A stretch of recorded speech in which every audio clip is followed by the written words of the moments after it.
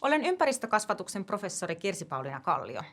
Aloitin työni tässä uudessa Tampereen yliopistoon perustetussa tehtävässä maaliskuussa 2020, kevät-talvella, kun pandemia yllätti koko maailman. Sitä seurannut poikkeustilanne on asettanut erilaisissa elämäntilanteissa ja eri paikoissa eläville ihmisille hyvin erilaisia haasteita.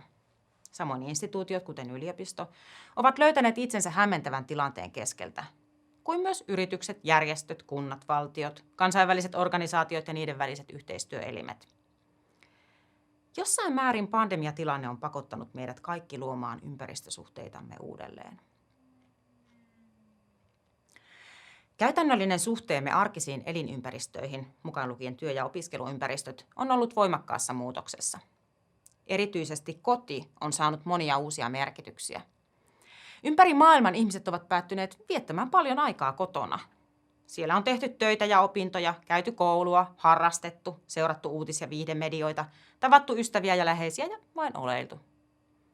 Kotona on myös oltu työttömänä, lakattu harrastamasta, keskeytetty opinnot, pudottu koulutyön tahdista, tapeltu, oltu yksin ja kuoltu. Ne, joilla ei ole omaa kotia, ovat joutuneet etsimään itselleen elintiloja entistä haastavammissa olosuhteissa. Joillakin koti on laajentunut uusiin paikkoihin. Suomessa erityisesti mökkimaisemista on löydetty kotielämälle lisätilaa. Samalla kotoa saavutettavissa olevien ulkoilmaympäristöjen merkitys henkiselle, fyysiselle ja sosiaaliselle hyvinvoinnille on korostunut. Näidenkin osalta ihmisten välinen eriarvoisuus on tullut näkyväksi ja korostunut entisestään. Miten kotoa pääsee ulos ja mitkä paikat ovat saavutettavissa, vaihtelee melkoisesti ihmisten välillä, täällä Suomessakin. Erot vain lisääntyvät yhteiskunnissa, joissa luokkaerot jakavat ihmisryhmiä voimakkaasti. Esimerkiksi Yhdysvalloissa ja Brasiliassa viruksen vaikutukset sosioekonomisesti heikommassa asemassa olevien ihmisten elämään ovat olleet radikaalisti erilaisia kuin hyväosaisempien keskuudessa. Korona on saapunut heidän koteihinsa ja työpaikoilleen väistämättömästi. Mahdollisuutta etätöihin tai väljään asumiseen ei ole ollut tarjolla. Jonkunhan ne meidän eristäytyneiden etätyöläisten appelsiinit pitää poimia, totesi kollegani Santa Cruzista Yhdysvaltain länsirannikolta, kun alueelliset erot sairastuvuus- ja kuolleisuusluvuissa viime vuonna alkoivat ilmetä. Vaikka eroja on paljon, jotain yhteistä kotiin liittyvistä kokemuksista voidaan myös tunnistaa. Koti ei ole sama paikka kuin reilu vuosi sitten. Humanistisen maantieteen klassinen käsite paikka, joka viittaa merkityksellistettyyn koettuun tilaan, auttaa avaamaan arkielämää jäsentävien intiimien ympäristösuhteiden muutoksia yhteiskunnallisessa kehyksessä. Paikan merkitysten muuttuminen tarkoittaa aina muutosta myös paikan kokijassa, eli merkityksellistäjässä. Välillisesti myös yhteiskunta muuttuu, kun ihmiset alkavat toteuttaa elinympäristöjään uusilla tavoilla. Humanistisen ympäristökasvatuksen näkökulmasta voidaankin kysyä, keitä me pandemia-ajan kodeissa eläjät oikein olemme? Mitä meille on tapahtunut ihmisinä kotisuhteidemme muutosten myötä? Miten arkiympäristöjen merkitysten muuttuminen vaikuttaa toimintaamme kotona ja kodin ulkopuolella? Ketkä kuuluvat kotielämäämme? Ketkä rajautuvat sen ulkopuolelle? Onko kotikeskeinen elämä edistänyt tai heikentänyt yhteiskunnallisten kestävyystavoitteiden saavuttamista, kenties muuttanut joitakin elämäntapoja pysyvästi? Mitä odotuksia koteihimme kohdistuu työnantajien, koulutusinstituutioiden ja digiloikkaa valtion tasolla edistävien tahojen toimesta? Onko ymmärrys luonnon monimuotoisuuden merkityksestä lisääntynyt kulttuuriympäristöjen hiljentyessä? Uudella tavalla rakentuneet arkielämän ympäristösuhteet asettavat pedagogisia haasteita, joihin kasvatusalan ammattilaisten tulee olla valmiita vastaamaan. On esimerkiksi tärkeää huomata, että intensiivisiä lapsuus- ja nuoruusvuosia elävien sukupolvien maailmat ovat muuttuneet pandemian aikana merkittävästi. Vähintäänkin 1,5 vuoden mittaiseksi venymässä oleva poikkeustila on heidän elämässään paljon suuremman aikamittakaavan asia kuin aikuisten elämässä. Erilaisista elämäntilanteista johtuen lapset ja nuoret ovat käyneet läpi hyvin monenlaisia muutoksia arkiympäristöissään. Millaista tukea he ja heidän kasvattajansa tarvitsevat, jotta menneen, olevan ja tulevan todellisuuden väliset jännitteet tulisivat rakentavasti käsitellyiksi? Miten pandemian aikana rakentuneet sukupolvikokemukset ja henkilökohtaiset kokemukset tulisi huomioida, jotta ne eivät synnyttäisi sellaisia arpia, joita esimerkiksi sotalapsilla on havaittu vuosikymmeniä myöhemmin. Yleisiä vastauksia näihin kysymyksiin ei voi antaa. Tarvitaan tutkimusta, tutkimusperustaista opetuksen kehittämistä sekä laajamittaista yhteiskunnallista vuorovaikutusta ja julkista keskustelua, jotta kontekstuaalista ymmärrystä ajankohtaisista muutoksista syntyy ja voi jalkautua kasvatuksen käytäntöihin.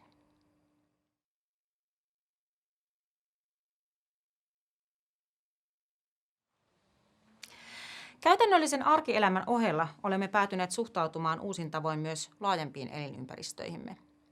Eri maista ja alueilta kantautuu jatkuvasti tietoa pandemiatilanteesta ja sen seurannaisvaikutuksista. Tämä tieto on monilta osin epävarmaa, usein myös uhkakuvia maalailevaa. Tässä mielessä pandemia muistuttaa muita laaja-alaisia kriisejä, kuten ilmastonmuutosta ja luontokatoa. Epävarmuuksien sävyttämä yhteiskunnallinen tilanne tukee käpertymistä ja vähentää kytkeytymistä. Niin valtiot kuin yksittäiset ihmiset ovat kääntäneet pandemian aikana suuntaansa sisäänpäin, vahvistaen omassa hallintapiirissään olevia mahdollisuuksia ja eristäytyen yhteyksistä, jotka voisivat haastaa omaa tilannetta. Pandemian aikana onkin ilmennyt, että ylirajaisessa maailmassa seiniä voidaan pystyttää hyvinkin nopeasti valtioiden, maakuntien, kaupunkien, asuinalueiden, kotien ja yksittäisten ihmisten ympärille. Kansalaisten reaktiot julkishallinnon voimakkaisiin rajaamispyrkimyksiin ovat olleet niin ikään voimakkaita. Yhtäältä rajat koetaan turvallisuutta lisääviksi ja niitä ylläpidetään oman toiminnan kautta. Toisaalta ne tuntuvat ahdistavilta häiriöiltä, joiden olemassaoloa pyritään haastamaan ja kiistämään eri keinoin. Rajatutkimuksen näkökulmasta tilanteessa ei ole mitään yllättävää. Rajaton maailma on globalisaatiodiskurssin tuottama harhakuva, jonka alle piiloutuu jatkuvasti uudelleen rajautuva maailma, missä käydään kamppailuja muiden muassa talouden, turvallisuuden ja vapauden intressien välillä. Kuten pandemia, myös ilmastonmuutos mieluummin lisää kuin vähentää eri tahojen halua valvoa hallintapiirinsä kuuluvia alueita.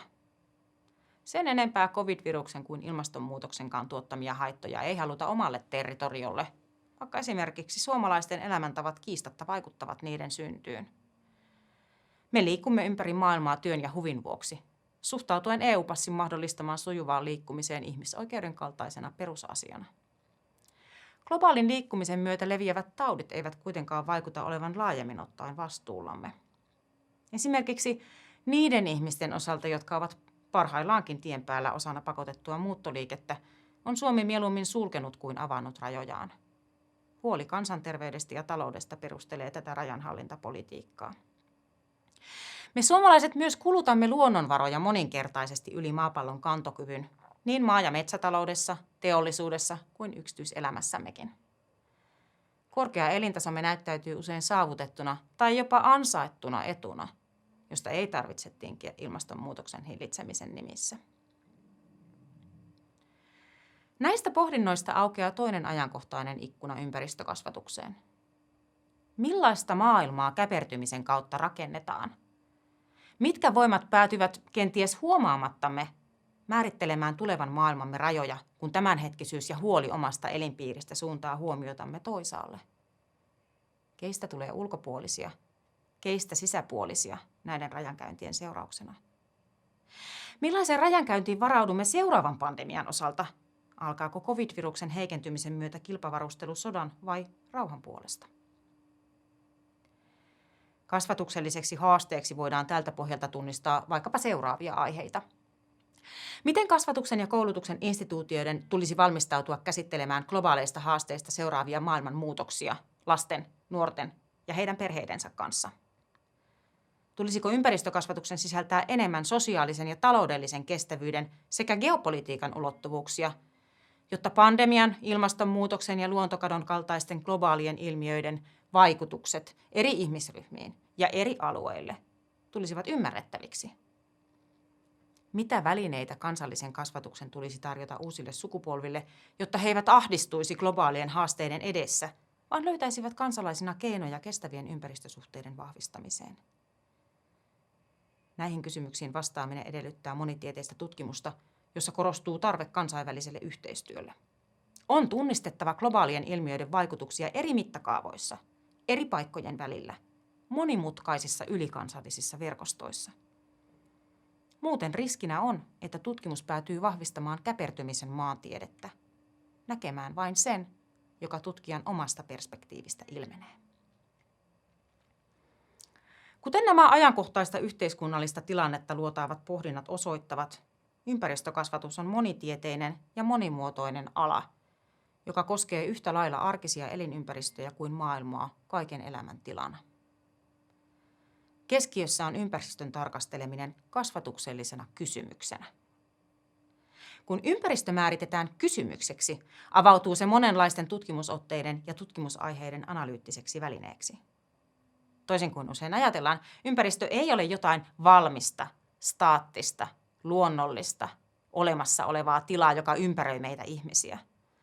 Ympäristö ei myöskään ole ensisijaisesti luontoa, jonka vastinpariksi kulttuuri, kaupunki tai virtuaalinen maailma asettuisi.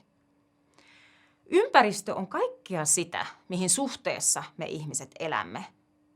Siksi myöskään ympäristökasvatuksen kenttää ei voi yksiselitteisesti määritellä.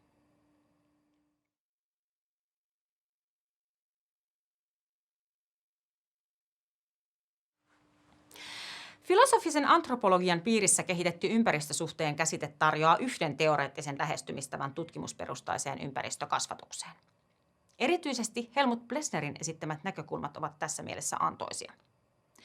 Pääasiassa saksalaisessa tiedeyhteisössä 1900-luvun alkupuolelta 70-luvulle vaikuttaneen tutkijan ajattelun keskiössä on orgaanisen elämän jäsentäminen erilaisten ympäristösuhteiden kautta. Lähtökohdaksi hän asettaa, että ympäristö ja orgaaninen olio määrittävät aina toisensa. Kumpaakaan ei ole olemassa ympäristösuhteesta erillisinä. Plessnerin teoria lähtee liikkeelle orgaanisen elämän jakamisesta kahtia.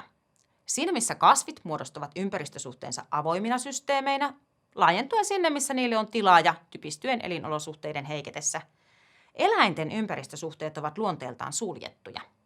Olipa eläin sitten kastemato tai hömötiainen tai ihminen, on se kehollinen olento, jonka suhde maailmaan rakentuu rajatusta fyysisestä olomuodosta käsin. Erilaisilla eläimillä on toki hyvin erilaisia mahdollisuuksia muodostaa kehollisia ympäristösuhteita. Liero, lintu ja nisäkäs luovat suhdettaan elinympäristöisinsä toisistaan poikkeavilla tavoilla, mihin sisältyy myös fyysisesti erilaajuinen elämänpiiri. Kyky liikkua paikasta toiseen elinolosuhteiden muuttuessa on keskeinen erottava tekijä kasvien ja eläinten ympäristösuhteiden välillä.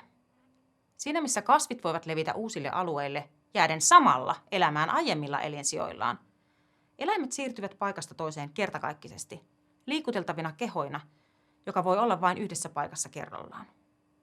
Kastemato voi tosin haastaa tätä periaatetta tultuaan katkaistuksi, mutta se on zoologian piiriin kuuluva sivupolku se. Sen sijaan ihmisen erityisyys eläimenä on ympäristökasvatuksen kannalta olennaista ymmärtää. Plessnerin mukaan ihminen on eläimenä erityinen siinä mielessä, että ympäristösuhteemme ovat aina merkitysvälitteisiä. Ensi hetkistään lähtien ihmislapsi liittää elinympäristöihinsä samoin kuin itseensä kulttuurivaikutteisia merkityksiä, jotka eivät palaudu aistihavaintoihin tai perimään. Vaikkapa värejä käytetään eri kulttuuripiireissä symboloimaan tiettyjä asioita, jotka lapsi oppii sen elinympäristön mukaisesti, jossa elää. Kehittyneetkään nisäkkäät eivät toimi näin. Vaaleanpunainen väri ei vaihda merkitystään sen mukaan, asuuko susi Euroopassa, Aasiassa vai Amerikassa. Eivätkä naaras- ja koirassudet rakenna identiteettiään suhteessa vaaleanpunaiseen.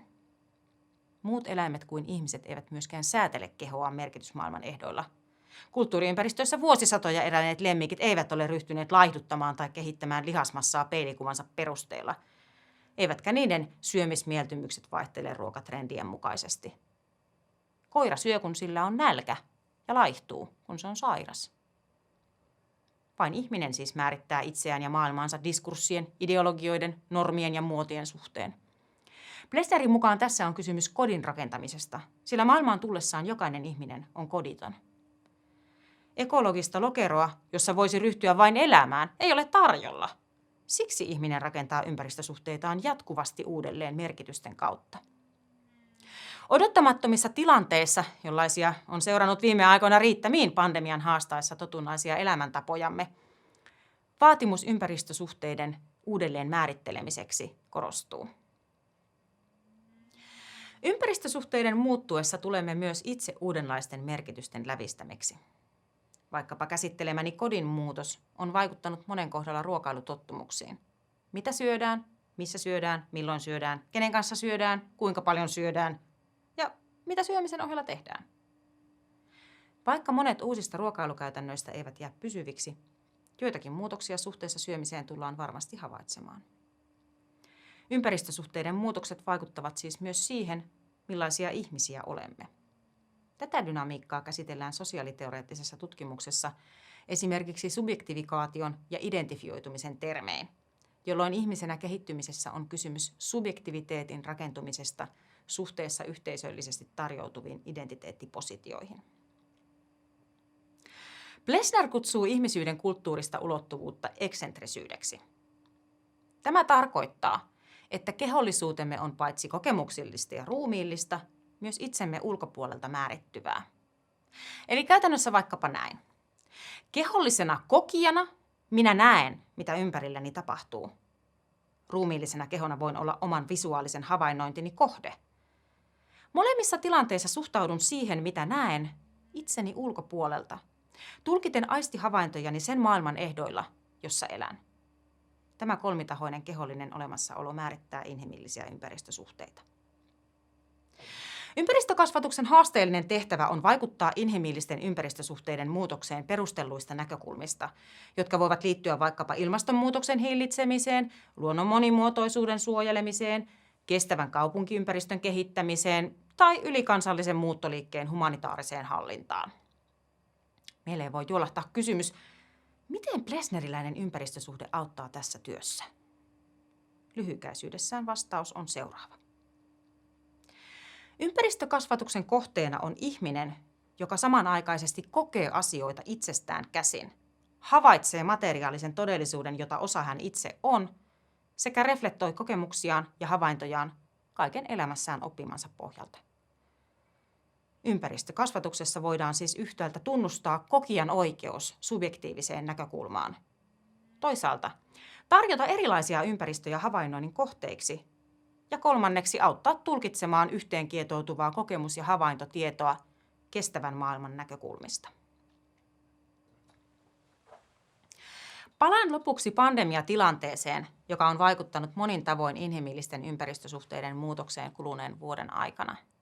Nyt, kun rokotteita on saatu käyttöön ja viruksen leviäminen odotettavasti vähenee, on alettu kääntää katsetta kohti tulevaa. Sitä kutsutaan usein paluuksi. Menneisyys ei kuitenkaan ole ihmisen elämässä mahdollinen suunta. Me eksentriset olennot elämme aina tässä hetkessä, tulevaisuusorientoituneesti, jotakin uutta kohti kurkottaen. Kun odotettu paluu koittaa, voi sekin näin ollen sisältää yllätyksiä, joihin emme ole varautuneet. Moni voi päätyä hämmentyneenä huomaamaan, että sitä maailmaa, jossa pandemia puhkesi, ei ole olemassa. Ja silti tuo mennyt maailma määrittää kulttuurisina kehyksinä kaikkea, mitä uudeksi normaaliksi kutsutaan. Menneisyys antaa meille välineet tulkita tapahtumassa olevaa ja kehkeytyvää todellisuutta, jotta voimme muodostaa näkemyksiä siitä, millaista tulevaisuutta haluamme tavoitella. Tämä moniajallinen ja monitilallinen maailma, samalla yllättävä ja tuttu, on ympäristökasvatuksen tutkimuksen ja opetuksen keskiössä Tampereen yliopistossa. Kiitos.